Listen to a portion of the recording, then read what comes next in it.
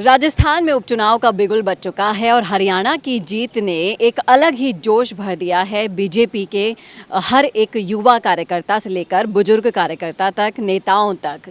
लेकिन जिस तरीके से समीकरण बता रहे हैं सातों सीटों के, उसमें किस तरीके से बीजेपी इन्हें अपने पक्ष में करने वाली है, कौन कौन सी ऐसी नीतियां हैं, रणनीतियां हैं जो बनाई जा रही है, जिन पर काम किया जा रहा है, क्या हरियाणा से कोई सीख लेकर अपनी रणनीतियों में बदलाव किया गया है, जानेंगे इन सब चीज़ों के बारे में। इसलिए जुड़े रहेगा आखिर तक हमारे साथ। नमस्कार, मैं हूं चेतना शर्मा। आप देखना शुरू कर चुके हैं संवाद भारत का, भारत के लिए। उस मुद्दे पर बातचीत करने के लिए मेरे साथ कुछ युवा यहाँ पर मौजूद हैं। सर, मैं आपसे जानना चाहूँगी कि जिस तरीके से हरियाणा में अप्रत्याशित जीत मिली बीजेपी को, लेकिन कुछ रणनीतियाँ वहाँ पर बदली गई।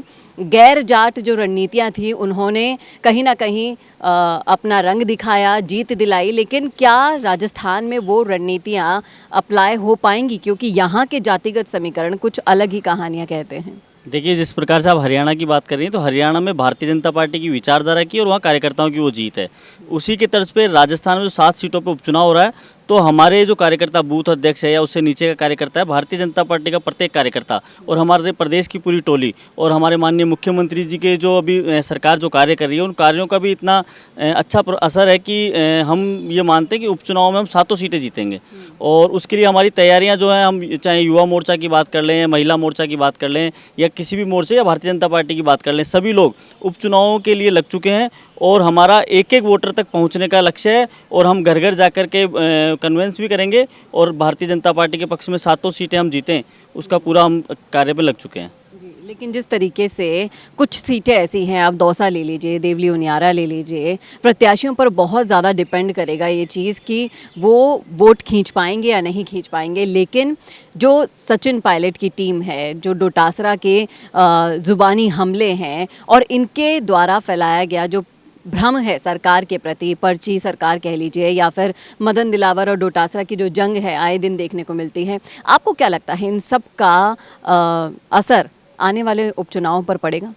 देखिए, बात करें डोटासरा की, तो डोटासरा जी तो एक तरीके से हास्य कलाकार के रूप में उनको ज़्यादा देखा जाता है और ऐसा नहीं है कि उनके कोई असर पड़ने वाला है। हमारा जो शीर्ष नेतृत्व है वो अच्छे लोगों को चयन करके चुनाव लड़ाएगा और सभी कार्यकर्ता उस व्यक्ति के लिए कार्य करेंगे और भारतीय जनता पार्टी का जो चुनाव चिन्ह है और उस चुनाव चिन्ह के लिए कार्य करेंगे। और मैं आपको बता दूं कि भारतीय जनता पार्टी का कार्यकर्ता बिल्कुल ज़मीनी स्तर का कार्यकर्ता है और हम लोगों ने जो हमारी जो रणनीति बनाई है, वो रणनीति प्रत्येक कार्यकर्ता को लेकर के और घर घर तक जाने की हमारी रणनीति है और हम उस रणनीति में पूरे कामयाब होंगे और मुझे पूर्ण विश्वास है कि हम ये सीटें भी जीतेंगे। जिस तरीके से अगर हम घटनाक्रमों पे बात करें, तो एक आरक्षण का जो भ्रम फैलाया गया था लोकसभा में, उसका कहीं ना कहीं असर नतीजों पर पड़ा था। और अभी एक बार फिर से आरक्षण में जो क्रीमी लेयर लगाने का जो किस्सा था, वो कहीं ना कहीं लोगों में घर कर गया है। आदिवासी और दलित समाज बहुत अग्रेसिव हो गया इस मुद्दे पर। आपको क्या लगता है कि क्या इसका नुकसान उठाना पड़ सकता है? देखिए, बात यह है कि आजकल सब पढ़े लिखे लोग हैं और हम जैसे युवा जो पढ़ा लिखा है वो सबसे समझता है कि राजनीति, ये इन चीज़ों में भी राजनीति हो रही है।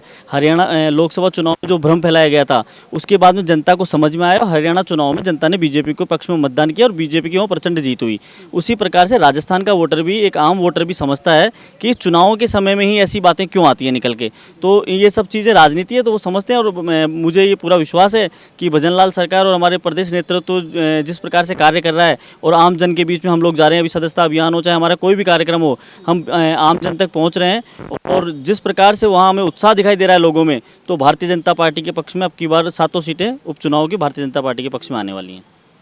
मैं ये भी जानना चाहूँगी कि जिस तरीके से क्षेत्रीय मुद्दे होते हैं, राज्य स्तर पर मुद्दे होते हैं, लेकिन इन सबको गौण साबित कर दिया जनता ने हरियाणा में राष्ट्रीय मुद्दों को देखते हुए। आपको क्या लगता है कि राष्ट्रीय हित में भी ये उपचुनाव होंगे या फिर क्षेत्रीय राजनीति यहाँ पर ज़्यादा कारगर साबित होगी? देखिए, क्षेत्रीय राजनीति अपनी जगह है, लेकिन राष्ट्रीय हित हमारे हर भारतवासी की प्राथमिकता होती है।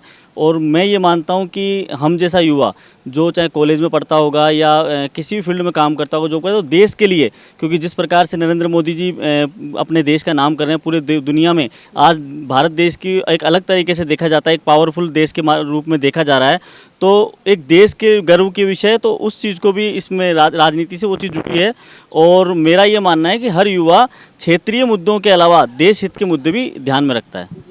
और कहीं ना कहीं ये जो सारे समीकरण हैं, जो जातियों से उलट हैं, जो राष्ट्रीय राजनीति है, जिनका असर हरियाणा में जैसे देखने को मिला था, वैसे ही अब राजस्थान में भी दिखाई देने की उम्मीद जग रही है। युवा जागरूक है, जनता जागरूक है, और ये सभी को पता है कि जब रिजल्ट आता है तो जनता जनार्दन का जो फैसला होता है वही अंतिम फैसला माननीय भी होता है।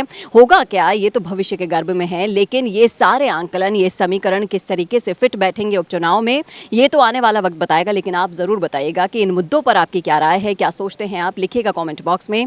कैसा लगा वीडियो ये बताना न भूलिएगा। कैमरामैन करण शर्मा के साथ चेतना शर्मा, संवाद भारत का, भारत के लिए। Hi, I'm Varun. Trending video creation is my passion and I have an experience of 15 plus years in this.